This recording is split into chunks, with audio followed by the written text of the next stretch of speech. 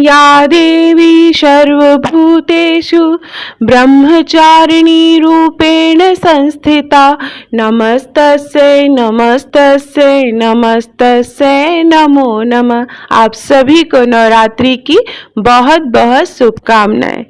इस वीडियो में हम सुनेंगे दुर्गा सप्तशती का द्वितीय और तृतीय अध्याय, जिसमें देवताओं के तेज से देवी का प्रादुर्भाव कैसे हुआ था और महिषासुर की सेना का वध कैसे हुआ था, ये सप्तशती के पाठ में कहा गया है।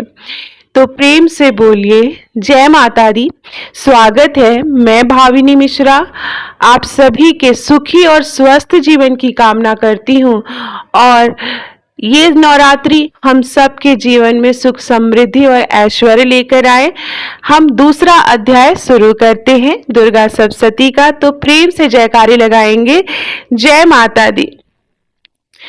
ओम मध्यम चरित्र के विष्णु ऋषि, महालक्ष्मी देवता, उष्णेक छंद, शाकंभरी शक्ति, दुर्गा बीज, वायु तत्व और यजुर्वेद स्वरूप है।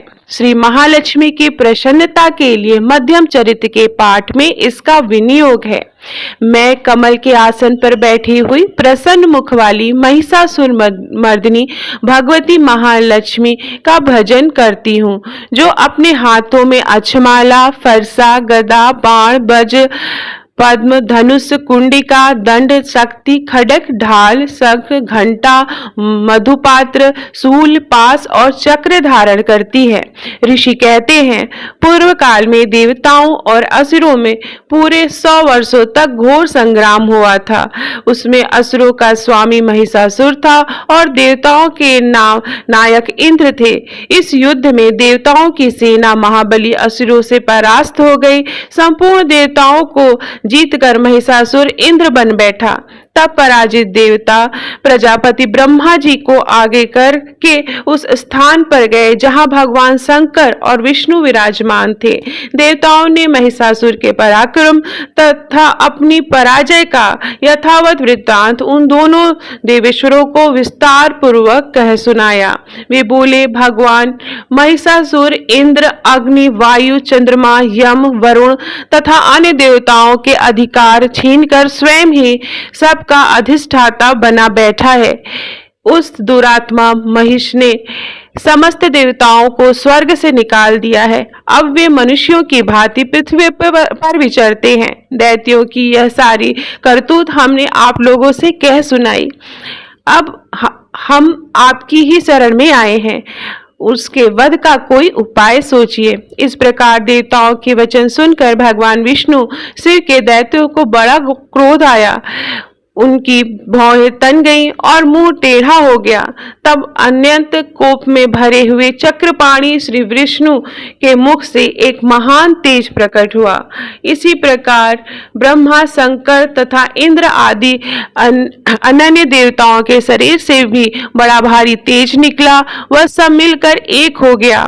महान तेज का वह पुण्य जलपायन पर्वत सा जान पड़ता था। देवताओं ने देखा, वहां उसकी ज्वालाएं संपूर्ण दिशाओं में व्याप्त हो रही थी। संपूर्ण देवताओं के शरीर से प्रकट हुए उस तेज की कहीं भी तुलना नहीं थी। एकत्रित होने पर एक नारी के रूप में परिणित हो गया और उसके प्रकाश से तीनों लोकों में व्याप्त जान पड़ा। भगवान शंकर का जो तेज था, उससे उस देवी का मुख प्रकट हुआ। यमराज के तेज से उनके सिर के बाल निकल आए। श्री विष्णु भगवान के तेज से उनकी भुजाएं उत्पन्न हुई। चंद्रमा के तेज से दोनों स्तनों और इंद्र के तेज से मध्य भाग का प्रादुर्भाव हुआ। वरुण के तेज से जटा और पिंडलिनी तथा पृथ्वी के तेज से नितंब भाग प्रकट हुआ। ब्रह्मा के तेज से दोनों चरण और सूर्य के तेज से उनकी उंगलियां हुई। वसुओं के तेज से हाथों की उंगलियां और कुबेर के तेज से नसिका प्रकट हुई। उस देवी के दांत प्रजापति के तेज से और तीनों नेत्र अग्नि के तेज से प्रकट हुए थे। उनकी भौहें संध्या के और कान वायु के तेज से उत्पन्न हुए थे। इसी प्रकार अनन्य देवताओं के तेज से भी उस कल्याणमयी देवी का आविर्भाव हुआ। तदनंतर समस्त देवताओं के तेज पुण्य से प्रकट हुई देवी को देखकर महिषासुर के सताए हुए देवता बहुत प्रसन्न हुए। पिनाकधारी भगवान शंकर ने अपने सूल से एक सूल निकालकर उन्हें दिया। फिर भगवान विष्णु ने भी अपने चक्र से एक चक्र उत्पन्न करके भगवती को अर्पण किया। वरुण ने भी शंख भेंट किया। अग्नि ने उन्हें शक्ति दी और वायु ने धनुष तथा बाण भरे हुए 2 तरकस प्रदान किए। सहस्त्र नेत्रों वाले देवराज इंद्र ने अपने वज्र से वज्र उत्पन्न करके दिया और ऐरावत हाथी से उतार कर एक घंटा भी प्रदान किया। यमराज ने कालदंड के दंड, वरुण के ने पास, प्रजापति ने स्फटिकाक्ष की माला और ब्रह्मा जी ने कमंडलू भेंट किया। सूर्य के ने देवी के समस्त रोमकूपों में अपनी किरणों का तेज भर दिया। काल के ने उन्हें चमकती हुई ढाल और तलवार दी। क्षीर समुद्र ने उज्जवल हार तथा कभी जीर्ण न होने वाले 2 दिव्य वस्त्र भेंट किए। साथ ही उन्होंने दिव्य चूड़ामणि, 2 कुंडल, कड़े, उज्जवल अर्धचंद्र, सब बाहुओं के लिए केयूर, दोनों चरणों के लिए निर्मल नुपुर, गले की सुंदरी हंसली और सब अंगुलियों में पहनने के लिए रत्नों से बनी हुई अंगूठियां भी दी। विश्वकर्मा ने उन्हें अत्यंत निर्मम फरसा भेंट दिया। साथ ही अनेक प्रकार के अस्त्र और अभेद कवच दिए। इनके सिवा मस्तक और वक्षस्थल पर धारण करने के लिए कभी न कुम्हलाने वाले कमलों की मालाएं दी। जलधि ने उन्हें सुंदर कमला का फूल भेंट किया। हिमालय के ने सवारी के लिए सिंह और भांति भांति के रत्न समर्पित किए।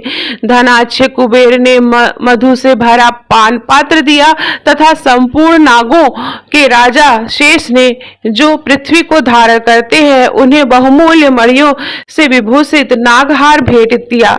इसी प्रकार अन्य देवताओं ने भी आभूषण और अस्त्र शस्त्र देकर देवी का सम्मान किया। तत्पश्चात उन्होंने बारंबार अट्टहास पूर्वक उच्च स्वर से गर्जना की। उनके भयंकर नाद से संपूर्ण आकाश गूंज उठा।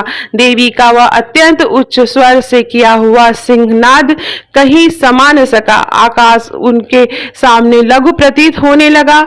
उससे बड़े जोर की प्रतिध्वनि हुई, जिससे संपूर्ण विश्व में हलचल मच गई और समुद्र कांप उठे, पृथ्वी डोलने लगी और समस्त पर्वत हिलने लगे। उस समय देवताओं ने अन्य प्रसन्नता के सिंहवाणी भवानी से कहा, देवी तुम्हारी जय हो। साथ ही महर्षियों ने भक्ति भाव से विनम्र होकर उसका स्तवन किया। संपूर्ण त्रिलोकी को छोपगस देख दैत्यगण अपनी समस्त सेना को कवच आदि से सुसज्जित कर हाथों में हथियार से ले सहसा उठकर खड़े हो गए। उस समय महिषासुर ने बड़े क्रोध में आकर कहा, आह, यह क्या हो रहा है। फिर संपूर्ण असुरों ने घिरकर उस सिंहनाद की ओर लक्ष्य करके दौड़ा और आगे पहुंचकर उसने देवी को देखा, जो अपनी प्रभा से तीनों लोकों को प्रकाशित कर रही थी। उनके चरणों के भार से पृथ्वी दबी जा रही थी। माथे के मुकुट से आकाश में रेखा सी खींच रही थी तथा वे अपने धनुष की टंकार से सातों पातालों को क्षुब्ध किए देती थी। देवी अपनी 1000 भुजाओं से संपूर्ण दिशाओं को आच्छादित करके खड़ी थी। तदंतर उनके साथ दैत्यों का युद्ध छिड़ गया। नाना प्रकार के अस्त्र शस्त्र प्रहार से संपूर्ण दिशाएं उद्वातित हो गई। चिछुर नामक महान असुर महिषासुर का सेवानायक था। वह देवी के साथ युद्ध करने लगा। अन्य दैत्यों की चतुर्णी सेना साथ लेकर चामर भी लड़ने लगे। 60,000 रथियों के साथ आकर उदग्र नाम कर महादैत्य ने लोहा लिया। 1 करोड़ रथियों को साथ लेकर महामुन नामक दैत्य युद्ध करने लगा, जिसके रोए तलवार के समान तीखे थे। वह असिलोमा नामक महादैत्य 5 करोड़ रथी सैनिका सहित युद्ध में आ डटा। 60 लाख रथियों से घिरा हुआ बाष्कल नामक दैत्य भी उस युद्ध भूमि में लड़ने लगा। परिवारित नामक राक्षस हाथी सवार और घुड़सवारों के अनेक दलों के तथा 1 करोड़ रथियों की सेना लेकर युद्ध करने लगा। विडाल नामक दैत्य 5 अरब रथियों से घिर कर लोहा लेने लगा। इनके अतिरिक्त और भी हजारों महादैत्य रथ, हाथी, घोड़ों की सेना साथ लेकर वहां देवी के साथ युद्ध करने लगे। स्वयं महिषासुर उस रणभूमि में कोटि कोटि सहस्त्र रथ, हाथी और घोड़ों की सेना से घिरा हुआ खड़ा था। वे दैत्य देवी के साथ तोमर, भिंदीपाल, शक्ति, मूसल, खड्ग, परशु तथा पश्चित आदि अस्त्र शस्त्रों से प्रहार करते हुए युद्ध कर रहे थे। कुछ दैत्यों ने उन पर शक्ति का प्रहार किया, कुछ लोगों ने पास फेंके तथा दूसरे दैत्यों ने खड्ग प्रहार करके देवी को मार डालने का उद्योग किया। देवी ने भी क्रोध में भरकर खेल खेल में ही अपने अस्त्र शस्त्रों की वर्षा करके दैत्यों के वे समस्त अस्त्र शस्त्र काट डाले। उनके मुख पर परिश्रम या थकावट रंत माच भी चिन्ह नहीं था।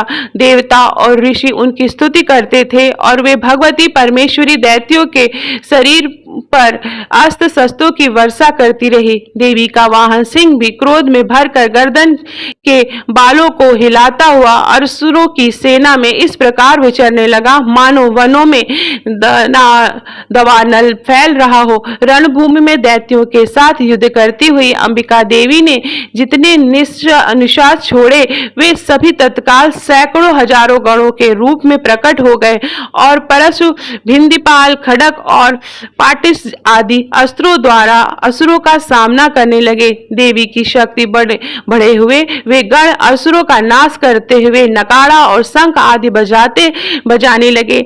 उस संग्राम महोत्सव में कितने ही गण मृदुंग बजा रहे थे। तदनंतर देवी ने त्रिशूल से, गदा से, शक्ति की वर्षा से और खड्ग आदि से सैकड़ों महादैत्यों का संहार कर डाला। कितनों के घंटे के भयंकर नाद से मूर्छित होकर मार गिराया। बहुतेरे दैत्यों को पास में बांधकर धरती पर घसीटा। कितने ही दैत्य उनकी तीखी तलवार की मार से दो टुकड़े हो गए। कितने ही गदा की चोट से घायल होकर धरती पर सो गए। कितने ही मूसल के मार से अत्यंत आहत होकर रक्त वमन करने लगे। कुछ दैत्य शूल से छाती फट जाने के कारण पृथ्वी पर ढेर हो गए। उस रणांगण में बाण समूहों की वृष्टि से कितने ही असुरों की कमर टूट गई। बाज की तरह झपटने वाले देव पीड़क दैत्यगण अपने प्राणों से हाथ धोने लगे। किन्हीं की बाहें छिन्न भिन्न हो गई, कितनों की गर्दनें कट गई, कितनों के दैत्यों के मस्तक कट कट कर गिरने लगे। कुछ लोगों के शरीर मध्य भाग में ही विदीर्ण हो गए। कितने ही महादैत्य जांघें कट जाने से पृथ्वी पर गिर पड़े। कितनों को ही देवी ने एक बाह, एक पैर और एक नेत्र वाले करके दो टुकड़े में चीर डाला। कितने ही दैत्य मस्तक कट जाने पर भी गिरकर फिर उठ जाते और केवल धड़ के ही रूप में अच्छे अच्छे हथियार हाथ में लेकर देवी के साथ युद्ध करने लगते थे। दूसरे कबंद युद्ध के बाजों की लय पर नाचते थे। कितने ही बिना सिर के धड़ हाथों में खड्ग, शक्ति और ऋषि लिए हुए दौड़ते थे और दूसरे दूसरे महादैत्य ठहरो ठहरो यह कहते हुए देवी को युद्ध के लिए ललकारते थे। जहां वह घोर संग्राम हुआ था वहां की धरती देवी के गिराए हुए रथ, हाथी, घोड़े और असुरों लाशों से ऐसी पट गई थी कि वहां चलना फिरना असंभव हो गया था। दैत्यों की सेना में हाथी, घोड़े, असुरों के शरीर में इतनी अधिक मात्रा में रक्तपात हुआ था कि थोड़ी ही देर में वहां खून की बड़ी बड़ी नदियां बहने लगी। जगदम्बा ने असुरों की इस विशाल सेना को क्षण भर में नष्ट कर दिया। ठीक उसी तरह जैसे तृण और काठ के भारी ढेर को आग कुछ ही क्षणों में भस्म कर देती है और वह सिंह भी गर्दन के बालों को हिलाकर जोर जोर से गर्जना करता हुआ दैत्य लोक के शरीरों में मानो उनके प्राण चुन लेता था, वहां देवी के गणों ने भी उन महादैत्यों के साथ ऐसा युद्ध किया जिससे आकाश में खड़े हुए देवतागण उन पर बहुत संतुष्ट हुए और फूल बरसाने लगे। इस प्रकार मार्कंडेय पुराण सर्वाधिक मनवंतर की कथा के अंतर्गत देवी महात्म्य के महिषासुर सेना का वध नामक दूसरा अध्याय समाप्त हुआ।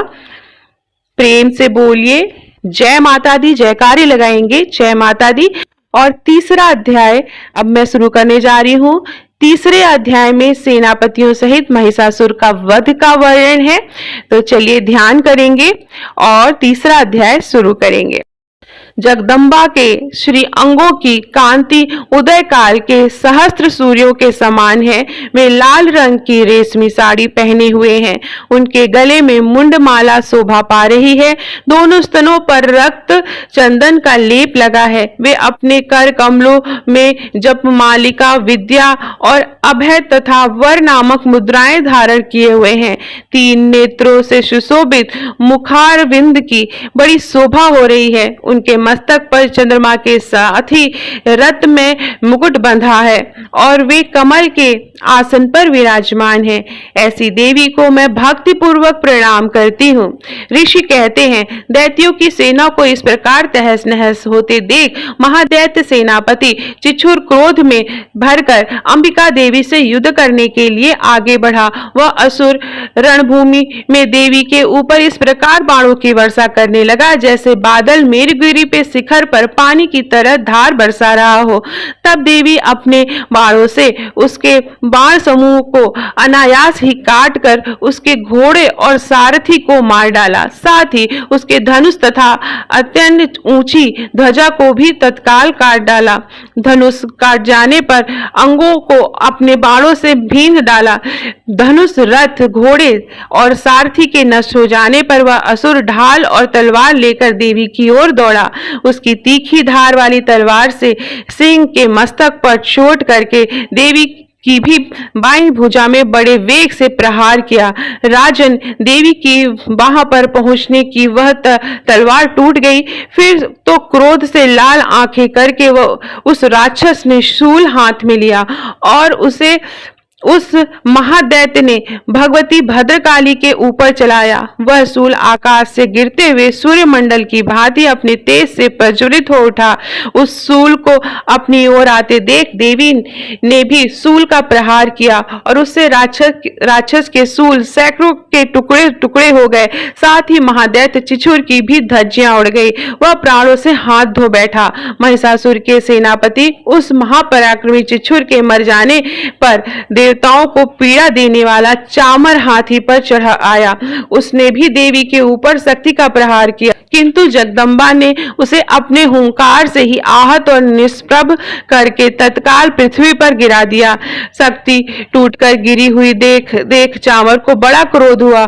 उसने उसके ऊपर सूल चढ़ाया, किंतु देवी ने उसे भी अपने बाणों द्वारा काट डाला। इतना ही नहीं, देवी सिंह उछलकर हाथी के मस्तक पर चढ़ बैठा और उसके दैत्य के साथ खूब जोर लगाकर बाह्य युद्ध करने लगा।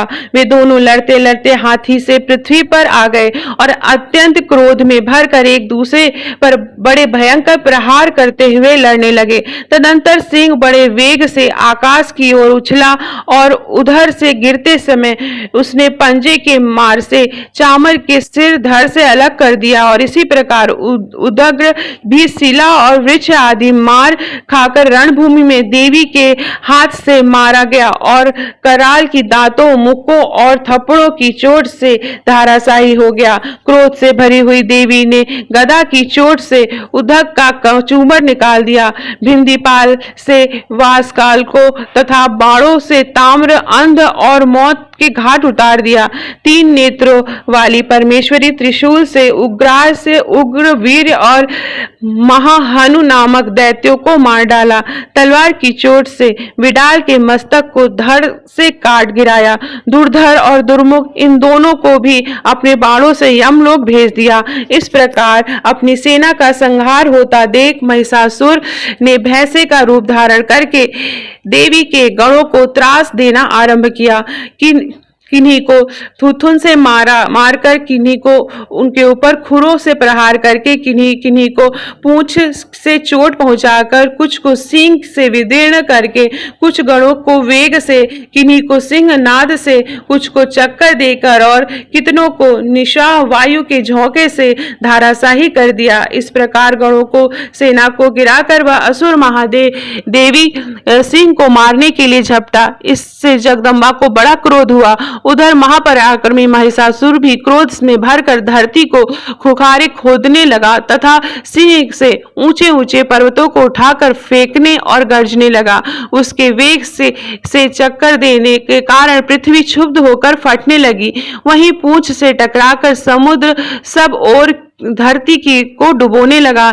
हिलते हुए सिंहों के आघात से विदीर्ण होकर बादलों के टुकड़े टुकड़े हो गए। उसके श्वास की प्रचंड वायु के वेग से उड़े हुए सैकड़ों पर्वत आकाश में गिरने लगे। इस प्रकार क्रोध से भरे हुए उस महादैत्य को अपनी ओर आते देख चंडिका ने उसका वध करने के लिए महान क्रोध किया।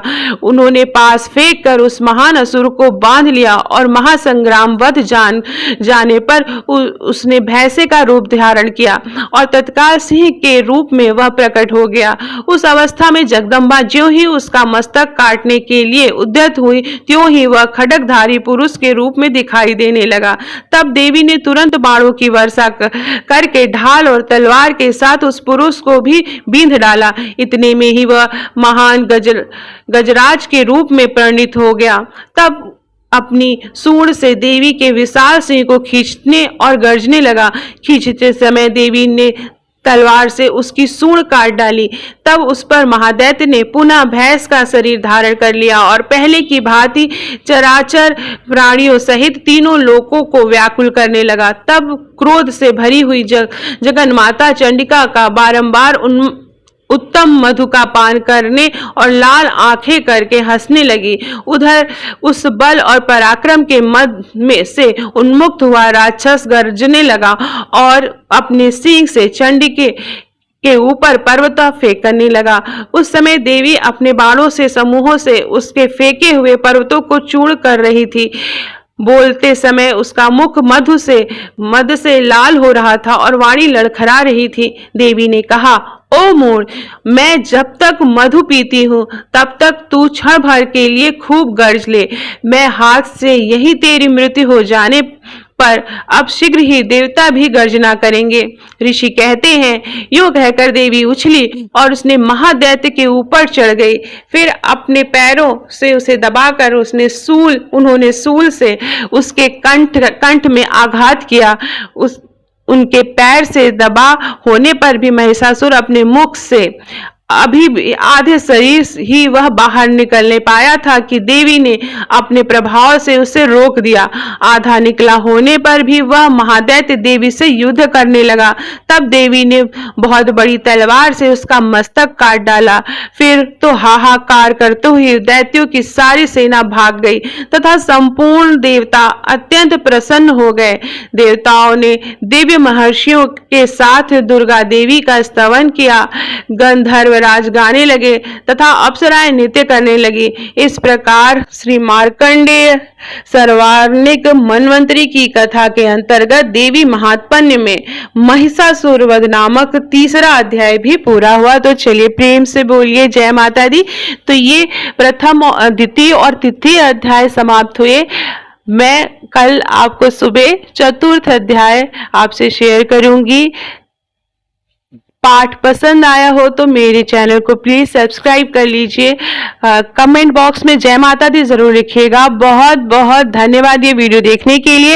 इसके बाद जो है आरती पढ़ते हैं और क्षमा प्रार्थना करते हैं। क्षमा प्रार्थना का वीडियो मैं अलग से डाल दूंगी कि हमें माता रानी से क्षमा प्रार्थना करते समय दुर्गा सप्तशती में क्या कहा गया है, वो मैं आपसे शेयर कर दूंगी, तो आप वहां से देख सकते हैं। बहुत बहुत धन्यवाद। जय